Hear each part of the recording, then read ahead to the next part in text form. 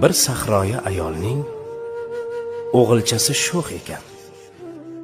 Undan zarar ko'rmagan biror kuni yo'q ekan. Qozondagi taomin tepib qochib ketar ekan, meshidagi suvini sepib qochib ketar ekan. Qarg'ar ekan onasi qilolmasdan epini, qirqib qochganida kir yoyadigan ipini. Hoy ipimni qirqmagil, qalbingga ilm to'lgur. Hoy meshimni teshmagil, Ka'baga imom bo'lgur. Hayvon dumin kesmagil, beozor bo'l, to'g'ri yur. G'arib yo'lin to'smagil, Ka'baga imom bo'lgur. Demas ekan, juvan marg, haromi, maraz, o'lgur. Bitta ekan qarg'ishi, Ka'baga imom bo'lgur. Niyat ketdi, vaqt ketdi. Misli yel yo shabada shu ayolning shu o'g'li imom bo'ldi Ka'baga. Ne shohu sultonlar orqasidan turib g'oz unga iqtido qilib o'qir edilar namoz. Bolangizni so'kmangiz, duo qiling bolani. It, eshak deb so'kishga hayo qiling bolani.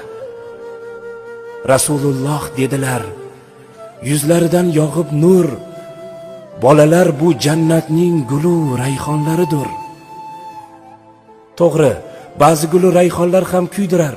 Sho'xligi ortib ketsa, joningizdan to'ydirar.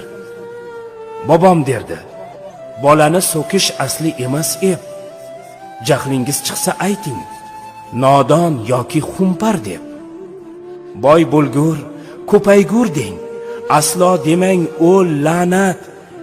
Shuni bilib qo'yingki, so'kinish ham bir san'at. Ixlos bilan qilingan har niyating ushalar.